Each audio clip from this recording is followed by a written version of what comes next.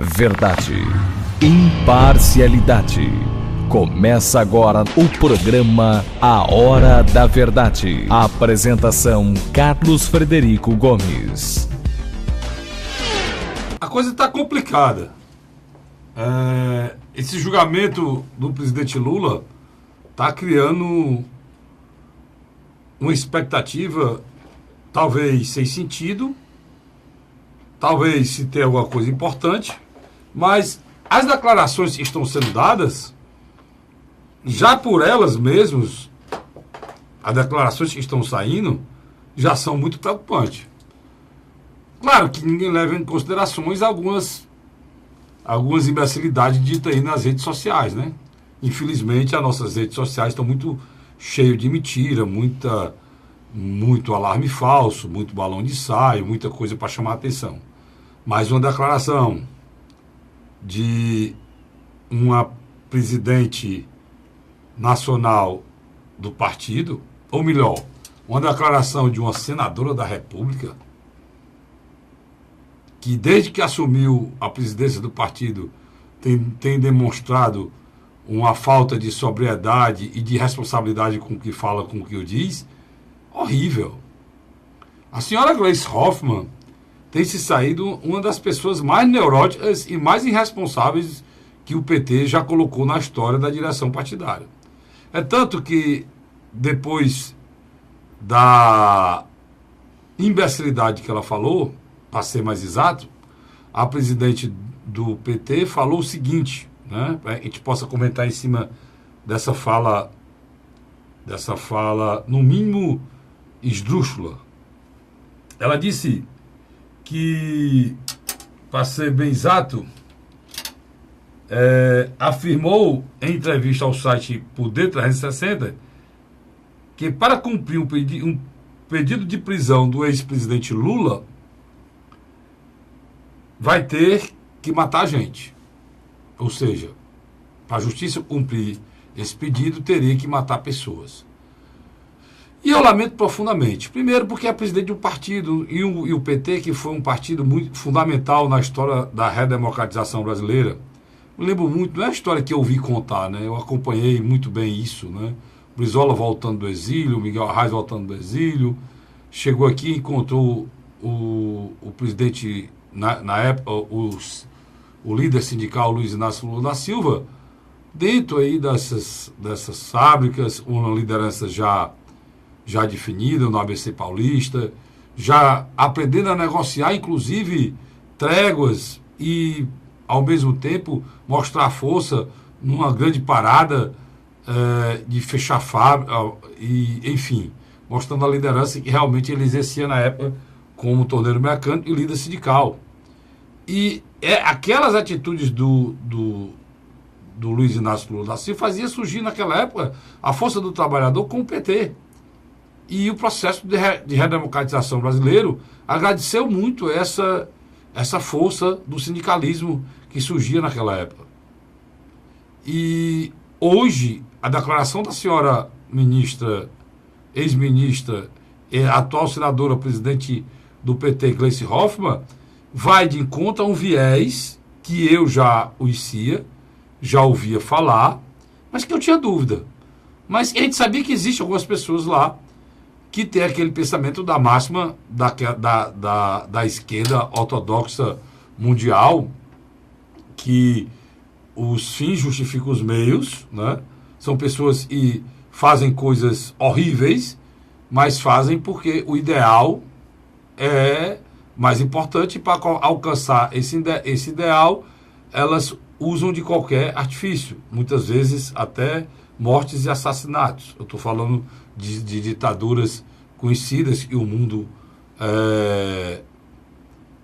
viu de forma sangrenta, né, se estabelecerem, como a da Rússia, como a de Cuba e muitas outras. Então a gente lamenta profundamente, porque o viés antidemocrático, o viés ditatorial, que algumas pessoas diziam que existia no PT, está aflorando hoje no Partido dos Trabalhadores, pelo menos na figura da presidente Gleisi Hoffmann, que foi criticada, inclusive, por por líderes maiores do partido, como uma pessoa muito ligada ao presidente Lula, que é Paulo Akamoto. E praticamente foi desautorizado pelo vice-presidente e deu declarações já depois dela dizendo que a manifestação seria uma manifestação pacífica. Mas é importante te lembrar o seguinte, e aí é importante te lembrar, essa situação que vive hoje o Brasil não precisa de mais briga, mais confusão e mais divisão. Nós já temos de sobra. E lembrar a senhora Gleice Hoffmann, nós vivemos num país em que no ano de 2017 mais de 65 mil pessoas foram assassinadas. Não precisa ela pedir mais morte, né? E ainda tem mais, o presidente Lula não foi nem julgado. Ele pode até ser absolvido. Estou falando até que ele vai para a Etiópia logo depois do julgamento. Então, se vai para a Etiópia, por que não será preso? O que eu lamento profundamente é que uma senadora da República não tem a capacidade de entender que ela só pode falar o que fala, o PT só existe, o Lula só é o que é ou o que foi, porque ele vive e fez política no Estado Democrático de Direito, em que um torneiro mecânico, imigrante nordestino, pôde chegar à posição de presidente da República. Se não fosse essa democracia que ela reluta e critica e afronta, se não fosse, jamais o líder seria Lula de nada. Ou melhor, Lula seria líder de nada, de coisa alguma. Agora, querer criar na figura do presidente Lula um ser extraordinário, intocável, vai de encontro a outra, né, acusação que fazem do PT, que o PT deixou de ser partido e passou a ser seita. Quando a gente vê esse tipo de colocação, a gente fica preocupado. Eu, Carlos Frederico, e muitas pessoas que pensam igual a mim, a gente não tem um viés partidário. A gente não vai obscurecer, nem deixar de dizer o que o Lula fez importante para esse país, e foi muita coisa. Mas o que o Lula fez de ruim, montou nesse grande esquema de corrupção, em que políticos já estão presos, Paulo Maluf está preso. Zé Disseu foi preso pela terceira vez. Já está solto, cumprindo medidas socioeducativas. E os outros continuam presos. Pessoas como o senhor Léo Pinheiro está preso, Marcelo Odebrecht está preso, o Joesley Batista está preso. Então a prisão aí não quer dizer uma novidade, não. Ninguém está prendendo só o Lula se ele for preso. Eduardo Cunha está preso há quase 2 anos. E era o todo-poderoso presidente da Câmara, diziam que mandava nesse país. Então é necessário serenidade e respeito ao Estado Democrático de Direito desse país, que levou ao PT a ser o que foi. E essas pessoas, inclusive, a enriquecerem usando esse Estado Democrático de Direito, que agora eles afrontam. Então é muito grave, mas é necessário que o povo brasileiro vá se inteirando e fique do lado do seu país contra esses arremedos de partido que tem em nossa nação. Nosso país não tem partido, tem arremedos. Eu, primeiro, digo para vocês, e digo com toda clareza, esse ano, escolha homens. Procurem homens dignos, homens de bem, que tenham história. Esqueçam partidos. Nosso país, os partidos são meras siglas de interesse financeiro e de poder. Não tem ideologia, não tem o mínimo de respeito à cidadania, nem mesmo a nossa Constituição e as leis pré-estabelecidas. É o que a gente tira quando faz uma análise de uma declaração de uma presidente de um partido, talvez do presidente que se diz, do partido que se diz mais ideológico do Brasil. Sai com uma declaração vergonhosa, imoral, irresponsável como essa. E essa matéria está no meu blog. Eu fiz um comentário parecido com esse aqui no blog do castelico.blogspot.com, e você vai lá e você vai ver essa matéria e outras também. A gente tem outra matéria também sobre a situação do Brasil hoje em relação à exploração do mercado internacional, e o nosso país virou colônia de exploração dos grandes especuladores mundiais. Luiz, depois desse meu comentário inicial, eu queria o seu comentário. Acha o que ela falou normal, razoável ou merece crítica? Vamos fazer aqui um pequeno corte no que você falou. Eu quero introduzir outra visão. Na última terça-feira dessa semana, o ex-presidente Luiz Inácio Lula da Silva participou de uma manifestação no Rio de Janeiro, no teatro do Huawei, aquela operadora que está com uma série de problemas e, que você mal lembra, foi uma das financiadoras da família de Lula, no passado recente, de um dos filhos dele. Mas, especificamente, Lula, quando se reuniu com intelectuais e artistas no estado do Rio de Janeiro e na sua capital, notou que o público era bem menor do que ele esperava. E um detalhe, Carlos Frederico, Chico Buarque não foi. Chico Buarque, que até 2 anos atrás ficava ao lado de Ciro e Dilma Rousseff, hoje já começa a se distanciar fisicamente. Assinou, sim, o apoio a ele que os intelectuais e os artistas fizeram, mas não quer mais estar na presença dele. Por quê? O mesmo diz que quando chega em determinados locais no Rio de Janeiro, literalmente, ele é expulso dos locais.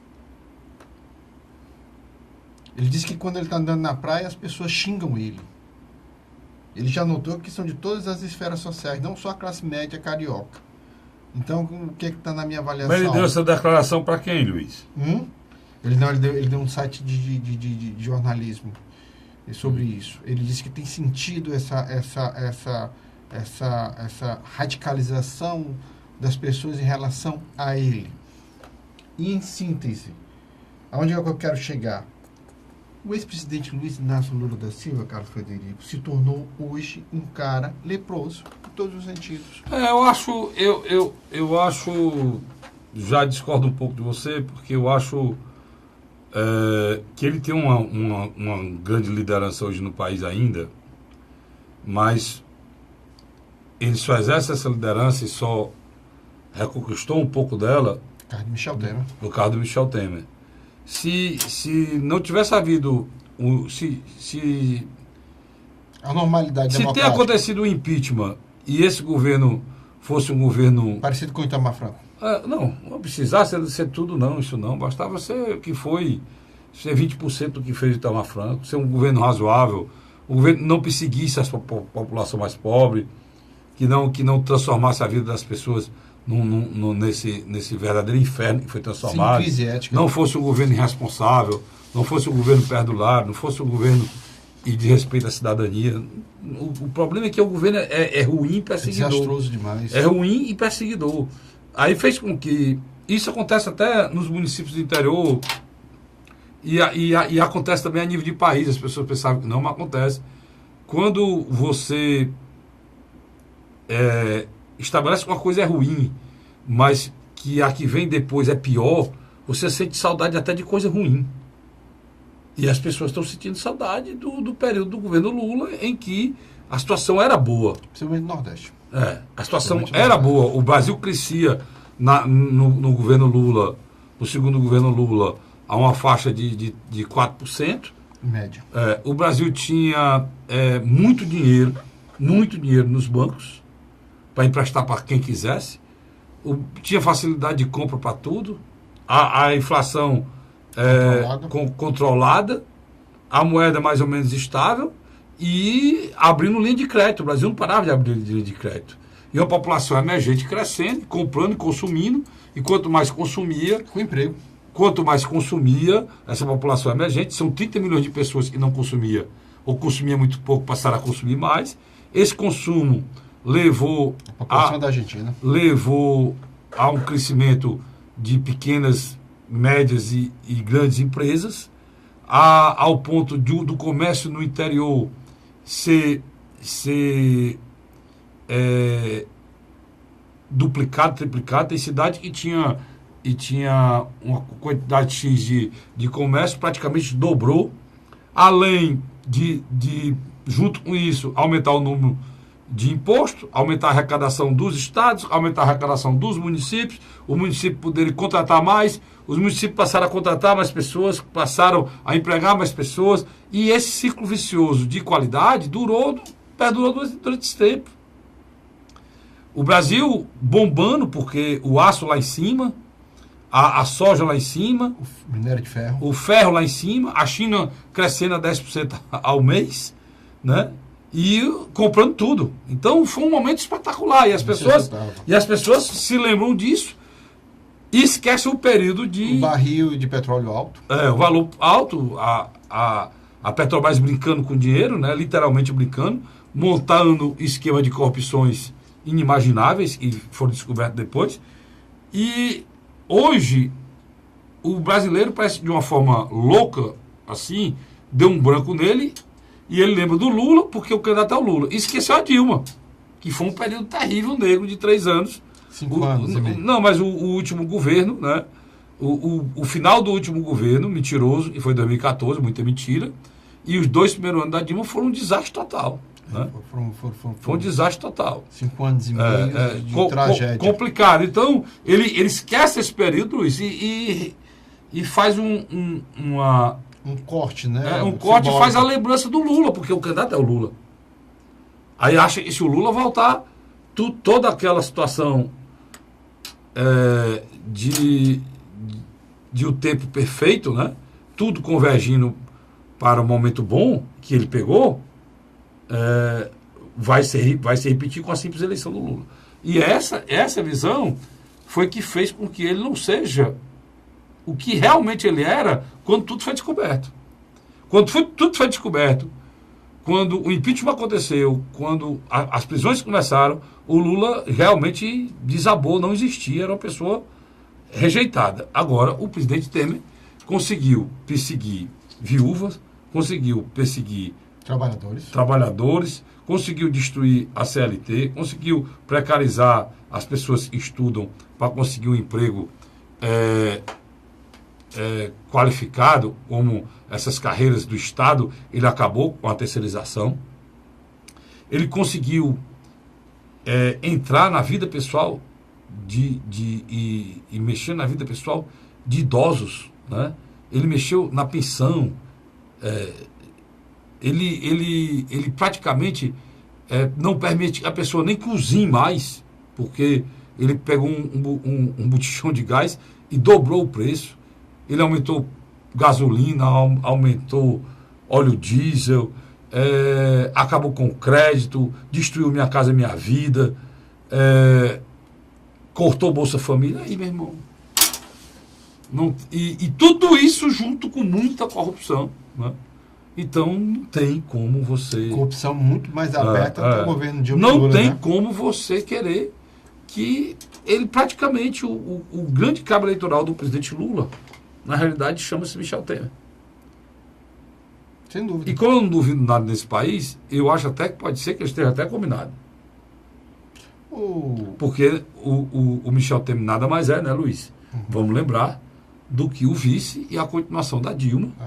E dizem agora, a novidade, né?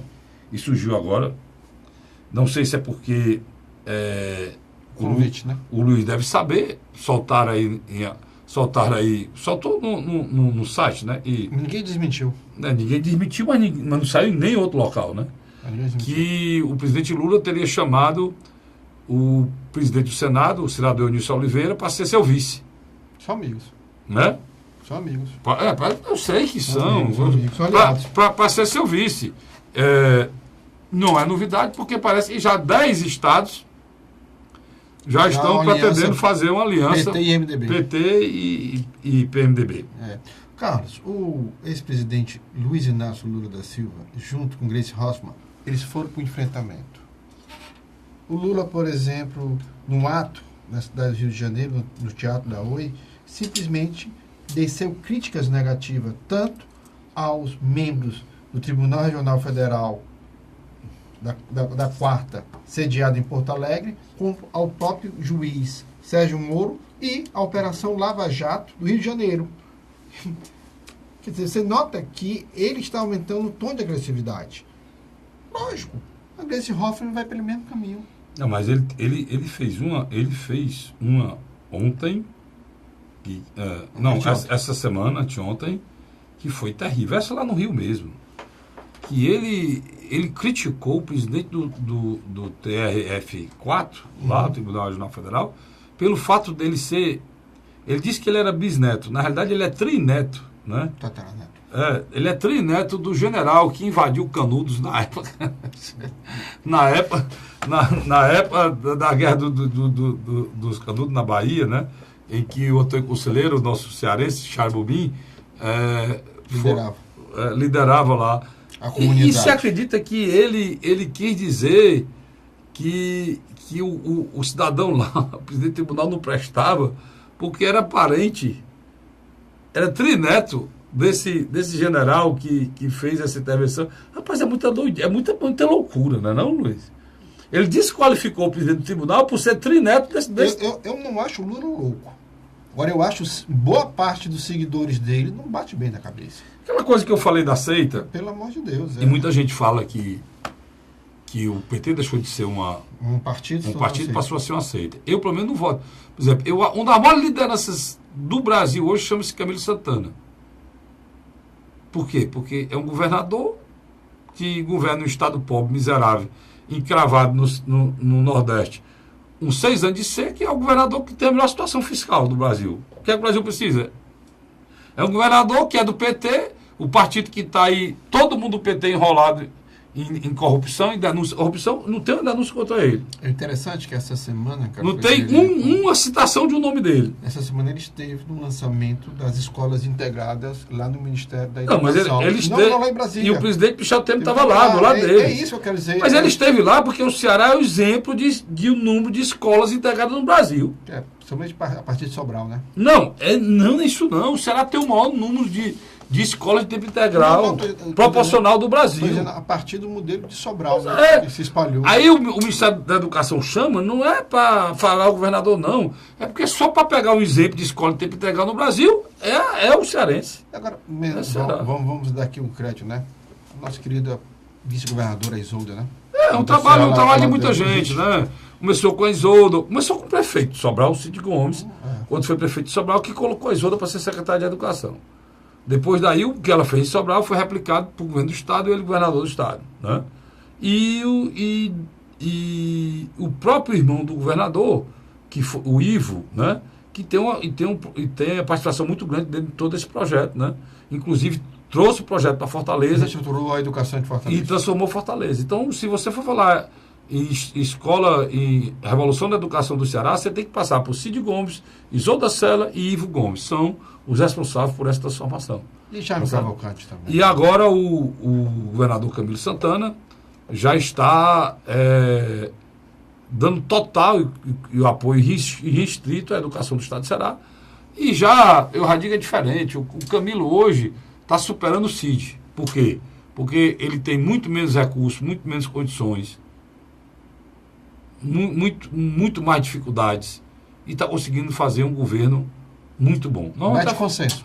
Nós vamos até falar sobre isso no último bloco, a gente manter os estados aqui no meio. Mas Carlos... Mas voltando à questão... Essa semana ela foi muito ruim em matéria de presidenciáveis. Teve as falas desastrosas de Luiz Inácio Lula da Silva e também teve outras falas desastrosas de Jair Messias Bolsonaro. A entrevista que ele deu à Folha de São Paulo, a maneira como ele respondeu às perguntas... Tem uma fase dele que eu nem sabia que ele era... Eu nem sabia que o Bolsonaro... Tem algumas coisas interessantes. Então, vamos falar sobre isso aqui. Parece que ele é... Tem um filme aí que é até com o menino, que é... Eu tô tentando me lembrar o nome do filme aqui, porque eu tô com vontade de rir. E tentando me lembrar o nome do filme. Porque o Bolsonaro parece que está meio ruim da cabeça. Eu vou voltar com o nome do filme no segundo bloco para falar para você e você vai entender quais são as besteiras que o Bolsonaro andou falando depois que estou cutucando ele. Parece que ele ficou meio perturbado, né, Luiz? Ficou. Eu volto já, não sai daí não. A Hora da Verdade.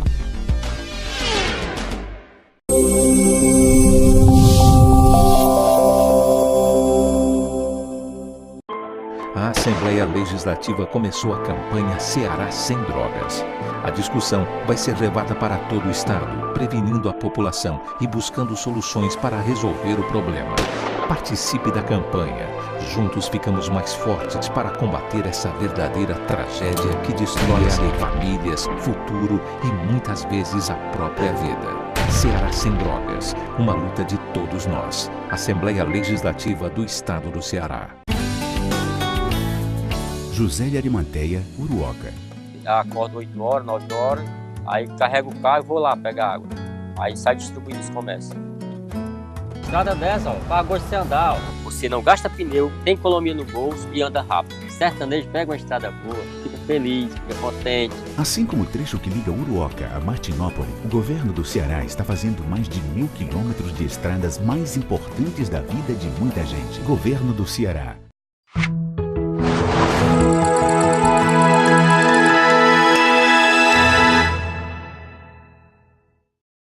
A Hora da Verdade.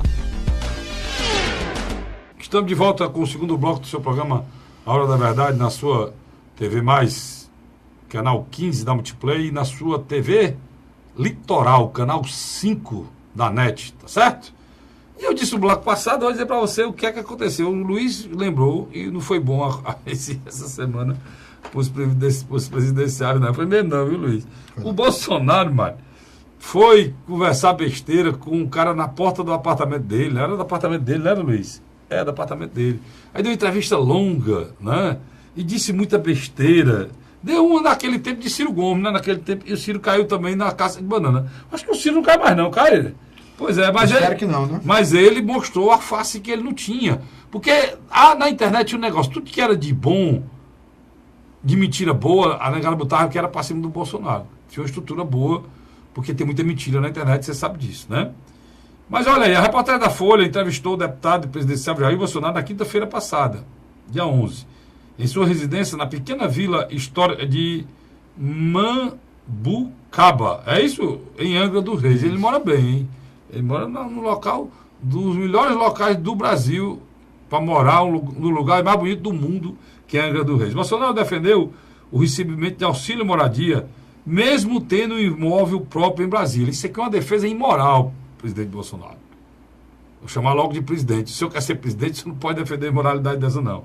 Questionado se usou o dinheiro do benefício para comprar seu apartamento, ele respondeu: como eu estava solteiro naquela época, esse dinheiro de auxílio moradia eu usava para comer gente. Então eu me lembrei do Anthony Hawks, do filme Canibal, que ele dá esse negócio aqui. Porque é canibalismo, é antropofagia, porque o antropófago tinha os índios antropófagos aqui no Brasil, que eram os índios que comiam carne humana, que comem gente. Outro episódio de antropófagos foram a queda daquele avião nos Andes, que as pessoas comeram carne humana nos anos 76 para sobreviver. Eu acho que o outro aqui é o Bolsonaro. Você sabe, eu estou brincando com isso porque eu só posso brincar. O cara da declaração que usava o dinheiro de auxílio moradia, Luiz, para comer gente, ou seja, para ter relações sexuais, para pagar mulheres, para ter relações sexuais com mulheres. Isso é demais, né, Luiz? Não é engraçado que você junta a votação do Lula, a votação do Bolsonaro em algumas pesquisas, dá quase 50% dos votos.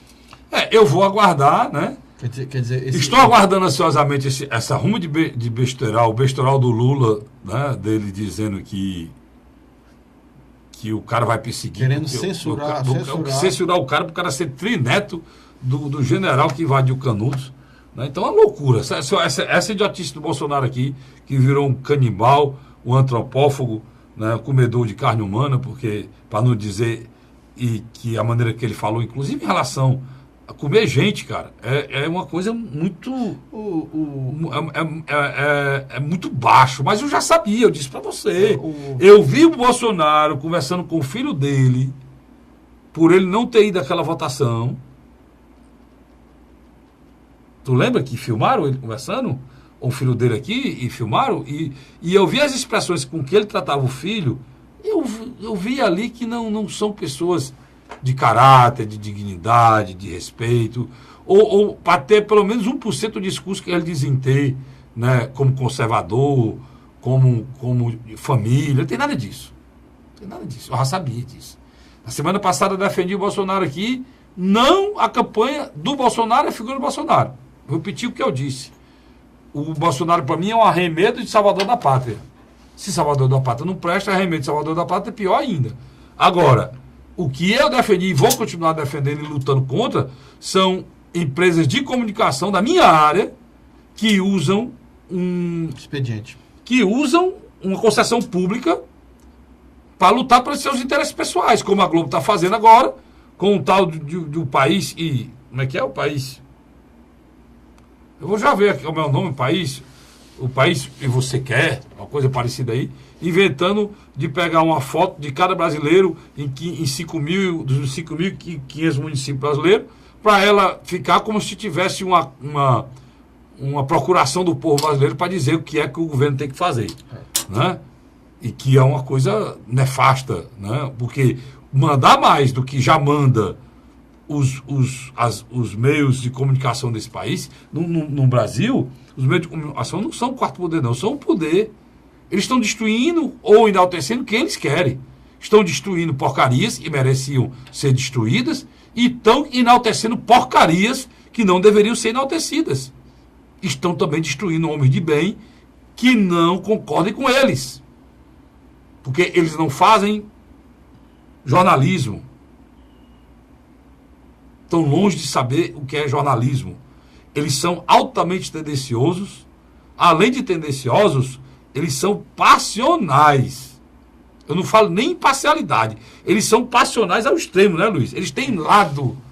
Né? Eles têm lado. E hoje a Globo quer fazer o presidente dela. Você viu o meu nome, rapaz? É do novo... Vou procurar aqui para a gente encontrar. Mas vai dizendo aí, Luiz, enquanto eu procuro aqui o nome. Carlos Frederico, o Jair Messias Bolsonaro foi uma pré-candidatura presidencial que teve alguns fatores positivos ao lado dele. O primeiro, o desmonte do PSDB através da figura do seu ex-presidente, o senador mineiro Aécio Neves. Quando o PSDB simplesmente perdeu toda a condição de liderar um bloco político e eleitoral de centro-direita, o eleitor ficou órfão. Era um eleitor tradicionalmente que já não votava mais em Lula e Partido dos Trabalhadores, caminhou em direção ao Bolsonaro como uma opção mais viável. Eu esperava pessoalmente que o Jair Bolsonaro aproveitasse esse momento, tivesse um pouco mais de maturidade nas palavras.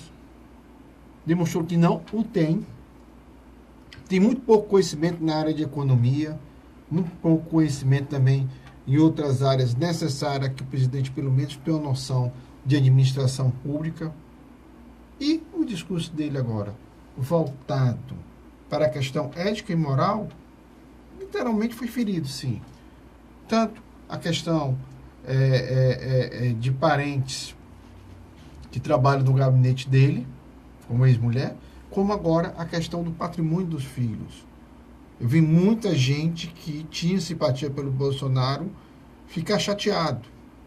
Quer dizer, isso é demonstração de que, na minha avaliação, por enquanto, Jair Bolsonaro já começa a se tornar uma peça a se distanciar do segundo turno. Eu esperava que, nesse momento, quando ele tem de 15% a 22%, e o centro político brasileiro dos partidos, como PMDB e PSDB, literalmente sem condições de lançar um candidato competitivo, eu esperava que ele conseguisse aumentar o seu horizonte, criar um discurso em que parte da população visse nele, pelo menos, uma pessoa sensata. Não precisava ele ser um PhD em economia, não. Como também um PhD em direito, não. Mas, poxa vida, ele poderia ser pelo menos uma pessoa maleável nas palavras. Eu acho que ele deve repensar, e com certeza faltou uma assessoria próxima dele para dizer: pô, deputado, vamos dar um tempo. Palavras e maneira como o senhor está agredindo a imprensa aí não está dando o resultado que o senhor imagina.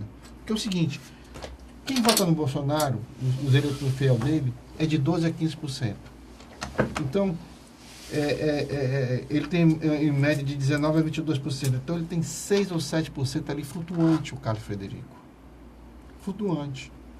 Eu acho que é o que acontece, ele começa a perder... Eu acho, Luiz, na primeira, nem iniciou, já saiu com essa de ser antropófago, comedor de gente, usar uma expressão chula dessa para sair um desse não tem equilíbrio para ser presidente desse país, né? Me perdoe. Se você tem simpatia, me perdoe. Não, eu acho que ele não tem. Mas não tem equilíbrio para ser presidente. Ele não tem um desse tem equilíbrio para ser nem vereador, nem líder de sala. É a qualidade dos deputados que a gente elege aí. São verdadeiros canalhas que estão aí. Cara, quer saber se ele usa o dinheiro dele para transar com quem for. Aí o cara desse é presidente do país, uma idiotice dessa. Isso é um desequilibrado, macho. Isso é um irresponsável, desequilibrado, total. Não tem outra coisa a ser dita, não. Ó aqui, ó. Olha, e agora presta atenção. Nós estamos falando dos presidenciais, presta atenção aqui, que esse aqui é o maior perigo, esse aqui. Eu vou ler, como se eu fosse da Globo aqui. Fazer uma campanha, vou dizer o que eles disseram no Fantástico. Ó. Que todo o Brasil assiste a Globo, que leva o melhor do jornalismo, do entretenimento, isso aqui é uma mentira grande, mas vamos continuar. No esporte, em todos os cantos do país, isso você já sabe. Mas a gente resolveu fazer as contas. Quantas pessoas veem o nosso conteúdo todos os dias? O resultado nos enche de orgulho. Mais de 100 milhões. A Globo fala com mais de 100 milhões de pessoas a cada dia. O número confirmado e comprovado por empresas especializadas nesse tipo de medição. Como o público de hoje não é o mesmo de amanhã, e está constantemente mudando, se renovando, isso quer dizer que tudo que passa na Globo alcança todos os brasileiros. Nós festejamos essa marca incrível e renovamos o compromisso com você que assiste a Globo, que nos acompanha sempre. E neste domingo lançamos uma campanha, porque, para ser mais preciso, a Globo não fala com 100 milhões, fala uns 100 milhões de uns. E esse um é você. Essa campanha, 100 milhões, né? Agora vamos aqui a outra campanha, que ela se faz junta com essa, tá certo? As duas são juntas, presta atenção. Como ela fala com 100 milhões de pessoas, a Globo quer fazer o Brasil que você quer no futuro. Saiba enviar o vídeo. Ela está ensinando as pessoas a enviar o vídeo dos 5.400, 5.500 municípios do estado de Ceará. Ou do Brasil. Ou 5.500 municípios brasileiros. Inclusive, os 180 municípios cearenses vão ter que enviar vídeo para a Globo ter a procuração de dizer o país que você quer, o país que você deseja. O presidente Lula falou sobre isso, que a Rede Globo está querendo transformar, e o ex-presidente Lula foi feliz quando falou, a eleição no caldeirão do Hulk, né? Já é outro presidenciável e está embutido dentro desse processo, e eles começaram a usar tudo. É um pé de barro. Os 100 milhões, quando ele fala em 100 milhões, quantos eleitores tem o Brasil? 144 milhões, é isso, Luiz? Por aí. 100 milhões o quê? Se a Globo tem 100 milhões de telespectadores, só 71. Só 140, 71 mil elege o presidente da República. 60 milhões elege o presidente da República. 55 milhões, a Globo tem quase o dobro. Ela que diz, né? Se você mandou a foto de todos os municípios desse país para ela, a Globo está se transformando numa coisa que vai ser estudado no futuro no mundo, né?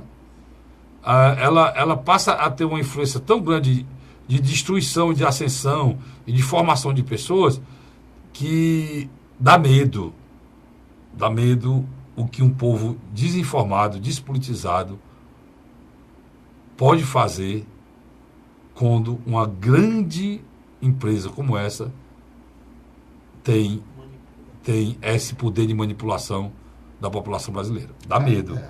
Mas por que dá medo? Por conta da politização brasileira, que é muito incipiente, a população não é politizada, e por não ser politizada, e você recebe uma gama de informações violentas, como hoje o mundo nos oferece, né, numa velocidade jamais vista, você começa a manipular essa pessoa e fazer dela o que você quer. É o que está acontecendo no Brasil hoje. É necessário a gente ficar alerta, né? E programas como esse, e você não viu e ninguém falar sobre isso. Aí eu vou puxar para mim. Só eu identifiquei a peça de marketing e falei sobre isso até agora. Eu já vi Record, já ouvi gente sendo entrevistada, não vi ninguém criticar esse projeto. Esse projeto é a coisa mais oportunista que eu já vi fazer em política nos últimos anos por uma televisão. É esse projeto aqui agora. Por que, Luiz? Que é que eu vejo aí até uma questão sociológica. Ela constrói um mosaico, né? Agora, o que é que ela fez? Um fato claro. Eu falei aqui semana passada, eu vou falar aqui de novo. Um fato claro, quer dizer, você que está me ouvindo aqui, o Vicente está ali nos filmando, você que está me ouvindo em casa, o Luiz está aqui do meu lado. Faça o que eu vou lhe dizer. Puxa um papo sobre política em qualquer local. No seu trabalho, na padaria, no bar que você está bebendo, no colégio do seu filho, no consultório médico onde você estivesse atendido, ou sua esposa. Puxa um papo sobre política. Com o camelô, com o cara que vende fruta, ou com o cara que está limpando o vidro do seu carro, se você tiver carro, ou dentro do ônibus, se você não tiver carro. Puxa um papo sobre.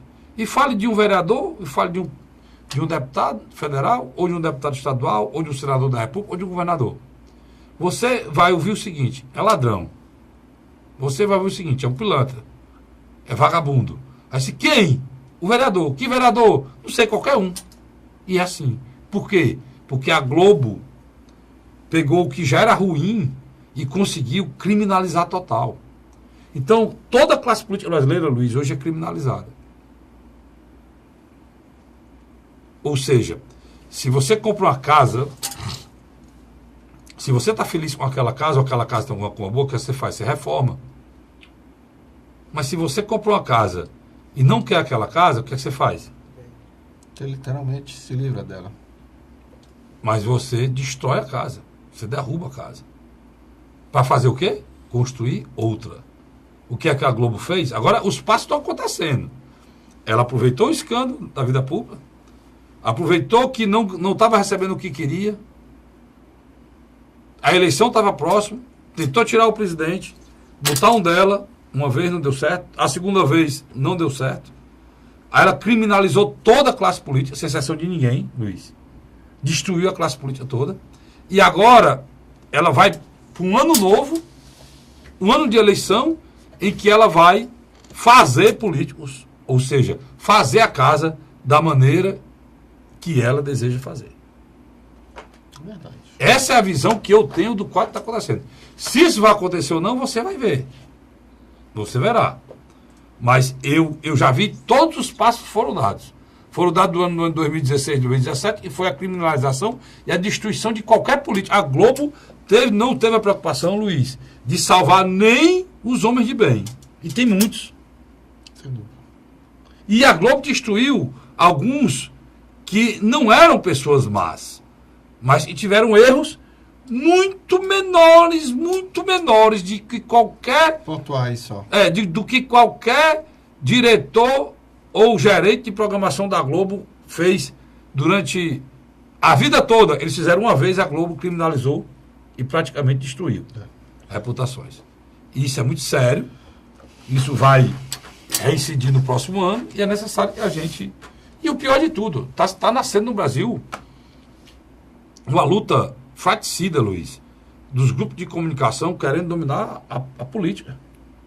Justamente por fragilidade total da... E o alinhamento das três principais, né? Pronto, principais. Pois é. É justamente isso, o Luiz falou. Esse alinhamento... A Rede TV, Record, a SBT, Globo e a própria Bandeirantes, 5.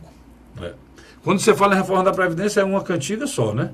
É uma linha só. O disco é o mesmo. Até o entrevistado é o mesmo. É o da Globo, é o da Record, da Bandeirantes. Olha, um especialista sobre a reforma da Previdência para lascar a população. O cara está lá. Por quê? Porque todos eles estão de cócoras para o mercado. Todos eles estão a serviço do grande capital. E isso é dito por quem? É dito por partidos pequenos, de operários, que ninguém escuta. Ninguém leva em consideração. Ninguém leva em consideração. A mídia pode dizer como eu estou dizendo aqui, que é um fato, que o mercado existe, nós temos que respeitar o mercado, o Brasil não pode ver sem o mercado, ele está dentro de um contexto mundial de globalização, tem, mas só todos os países do mundo, todos, até os Estados Unidos, hoje se protegem desse mercado. Né? E nenhum país do mundo é colônia de exploração como nós somos. Nenhum país do mundo transfere $1 trilhão todo ano para ninguém. Só nós fazemos isso aqui. Porque nós temos o maior juro do mundo e pagamos para eles. E o povo brasileiro trabalha, paga um imposto caro para pagar essa sangria de recursos do povo brasileiro para esses especuladores e transformaram o nosso país em pleno século XXI em colônia de exploração de agiotas internacionais. Isso é terrível. Eu vou para o rápido intervalo e volto já, não sai não. A gente volta com o terceiro e último bloco, já falando de eleições 2018 aqui no estado do Ceará. A Hora da Verdade.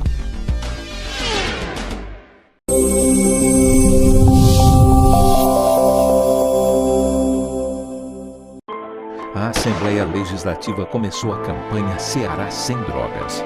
A discussão vai ser levada para todo o estado, prevenindo a população e buscando soluções para resolver o problema. Participe da campanha. Juntos ficamos mais fortes para combater essa verdadeira tragédia que destrói famílias, futuro e muitas vezes a própria vida. Ceará Sem Drogas, uma luta de todos nós. Assembleia Legislativa do Estado do Ceará. José de Arimateia, Uruoca. Acordo 8 horas, 9 horas, aí carrego o carro e vou lá pegar água. Aí sai distribuindo os comércios. Estrada dessa, ó, paga gosto de você andar, ó. Você não gasta pneu, tem economia no bolso e anda rápido. Sertanejo pega uma estrada boa, fica feliz, fica contente. Assim como o trecho que liga Uruoca a Martinópole, o governo do Ceará está fazendo mais de 1.000 quilômetros de estradas mais importantes da vida de muita gente. Governo do Ceará.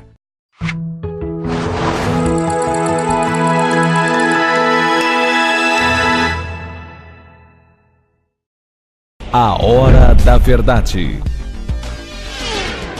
Estamos de volta com o terceiro e último bloco do programa Hora da Verdade, na sua TV Mais, canal 15 da Multiplay, na sua TV Litoral, canal 5 da NET. Luiz, eu disse que vou voltar logo com eleições 2018.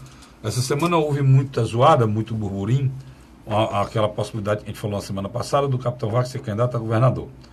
E logo depois ele mesmo recuou, disse que não será candidato a deputado federal e está mudando de partido.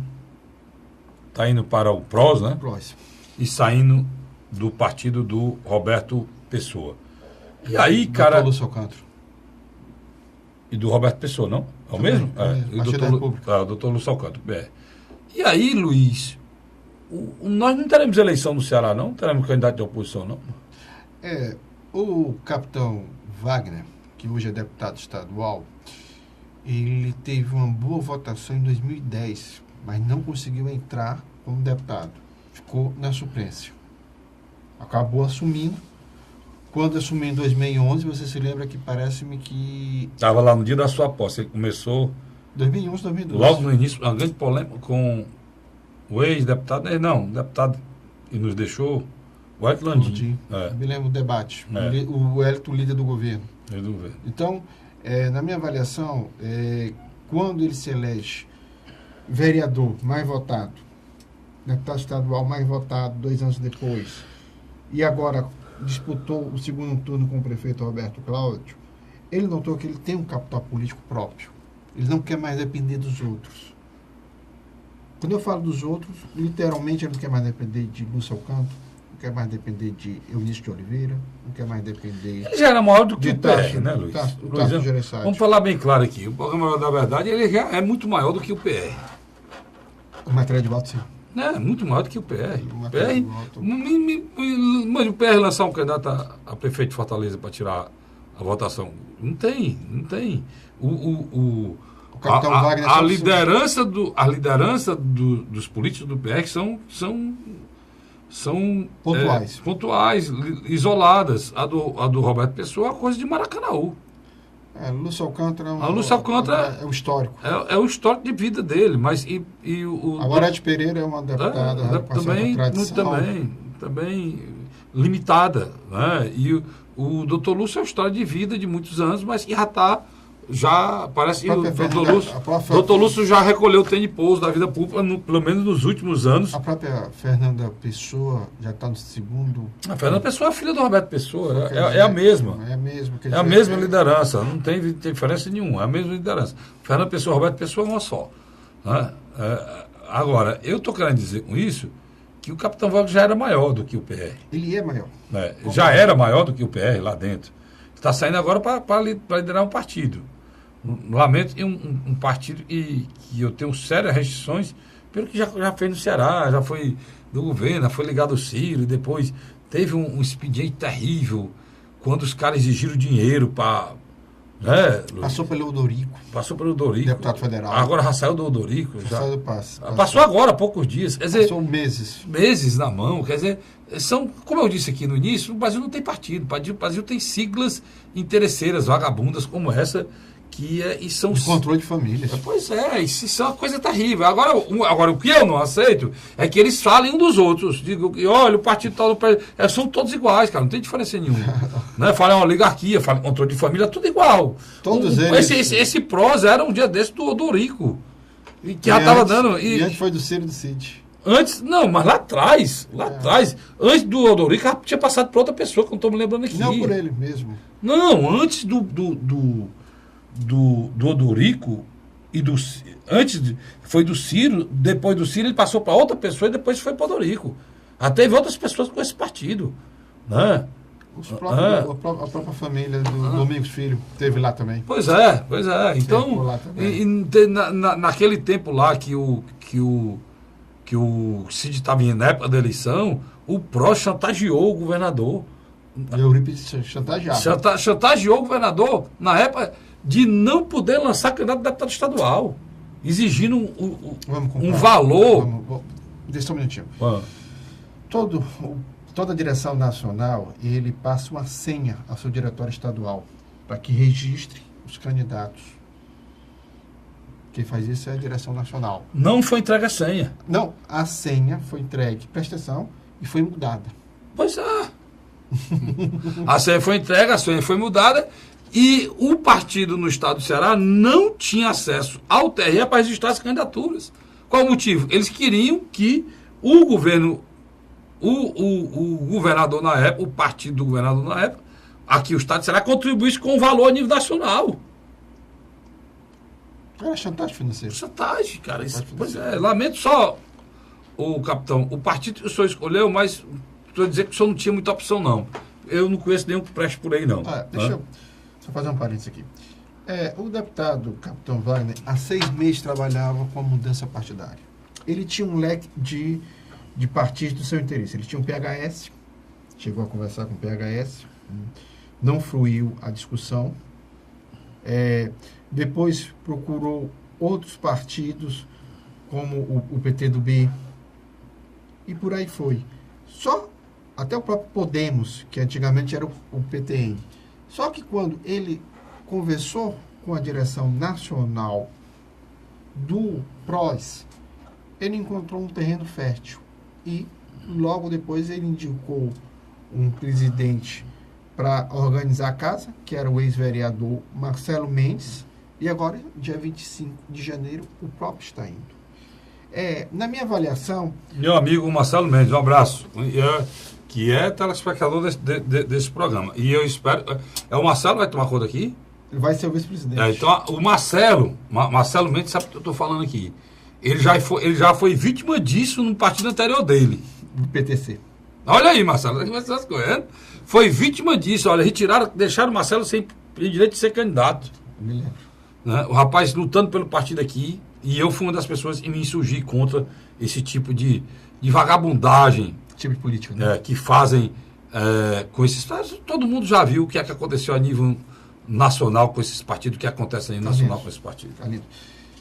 A ida do Capitão Wagner para o PROS, ele manda o seguinte recado. Ele vai montar um grupo político dele. Ele Pois vai tentar eleger. Isso aí é claro, Luiz. Ele vai tentar eleger esse deputado federal. E levar mais um. Vai tentar eleger 2 estaduais. Provavelmente ele vai trabalhar especificamente o soldado Noélio. Vai trabalhar especificamente o soldado Noélio. E mais outro também ligado às corporações militares, quer dizer, que é a base dele. Mas como ele sabe que ele tem um capital político maior do que essas corporações, ele sabe que ele vai sair muito bem votado. Deixa eu te perguntar uma coisa. Mas só terminar. Então, o que acontece? Ele dá um passo à frente importante, mas também desarruma a oposição. Não, mas ele não podia, ele tá certo, ele não tinha nada a ver como é que ele vai ser candidato sozinho. Na eleição passada, Luiz, vamos ser bem claro, cara, o Eunício não foi correto com o Capitão Wagner. O Capitão Wagner tinha chance de ganhar a eleição. Faltou apoio, macho. Faltou apoio. Na eleição para prefeito, faltou apoio.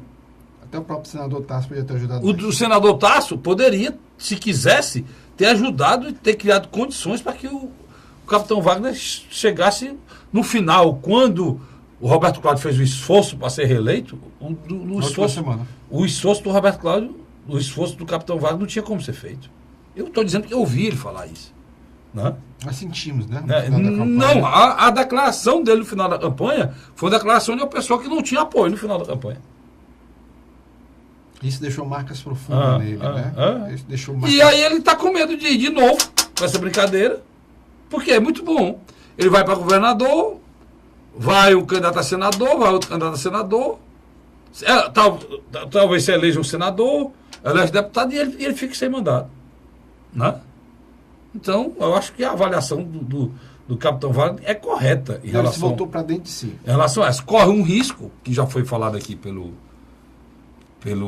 Luiz Cláudio Barbosa, uma avaliação do próprio Luiz, que de qualquer maneira também, como todo mundo esperava, um crescimento dele e para manter um caráter estadual do seu nome, no candidato a deputado federal fica isolada, e a eleição do próximo ano para prefeito fica muito mais fácil para o atual prefeito Roberto Cláudio conseguir a sua reeleição. Né? Não, indicar alguém e conseguir... indicar alguém para continuar o seu trabalho. Ele já foi reeleito, não tem como ser ir para a reeleição. Mas dar continuidade a esse projeto iniciado com o Roberto Cláudio. Já em 2020 já terá 8 anos. Por exemplo, indiscutivelmente, o Capitão Wagner, nesses últimos dias, teve rugas com o senador Tasso Gereissati. Com certeza. Em função aqui do palanque do Geraldo Alckmin. Com certeza, porque o senador Tasso disse que pode apoiá-lo para candidato a governador e empurra o picolé de chuchu do Alckmin. E logo depois ainda quer dizer que o candidato a senador é o... Bom nome? O empresário, né, da MSG Branco. Pelo amor de Deus, cara. Pelo amor de Deus. Aí tem pessoas que vêm dizer para mim que o senador Tasso tem me decepcionado muito nos últimos anos, no ano passado, e parece que está com vontade de continuar decepcionando, né? Ele fala em renovação e não deixa colocar o nome dele para ele ser candidato a governador pela 4ª vez, né? Ele fala em democracia, renovação política, em novos nomes, e quando chega um novo nome, ele faz esse tipo de coisa aí. Aí o novo nome quem é? É um cara que só ele conhece, do colete dele, que é amigo dele, pessoal, presidente do grupo M. Dias Branco, para ser, né? Uma loucura, cara, isso não existe, né, Luiz? Cria uma situação muito embaraçosa, até mesmo para os aliados. Quer dizer, senador Tasso, essa história de bolso de colete, isso acabou, senador. Não dá mais, não. Mas, Carlinhos, candidato de bolso de colete não dá mais, não. Né? Eu acho que a ida do Capitão Wagner para o PROS, ele desarruma mais do que arruma as oposições. Acho que cria mais subdivisões. Não, quem é que vai ser candidato? Essa é a grande pergunta aqui, Luiz. Quem enfrentará Camilo Santana na eleição de 2018, agora, nesse ano? Quem será o candidato que enfrentará o Camilo Santana? Essa é o que nós iremos discutir, porque nós estamos, Luiz, no mês de janeiro. Né? O carnaval está bem aí. Depois vem Semana Santa. Terminou o Carnaval da Semana Santa, tem o quê, Luiz? Eleição, mano. E antes da eleição tem a Copa. Você sabe a velocidade desse ano, né? Então, meu irmão, não tem um nome. Não tem nem previsão. Não tem nem reunião. Né? O senador Eunício está praticamente definido como o governador Camilo. Tá Gereissati nem é candidato, nem deixa ninguém ser. Né? Quem é o candidato? Tá? Acho que só sobe Domingos Filho, né? Nós vamos discutir isso no próximo programa. Lembrando que a gente precisa, né, Luiz, procurar aqui, nesse programa, né, reiterar a necessidade das pessoas entenderem que esse ano é um ano difícil, complicado, mas fundamental para a vida do povo brasileiro. E os políticos precisam entender que a gente não suporta mais política mentirosa, declarações falsas, embuste, enganação, partido que se vende. Chega, né?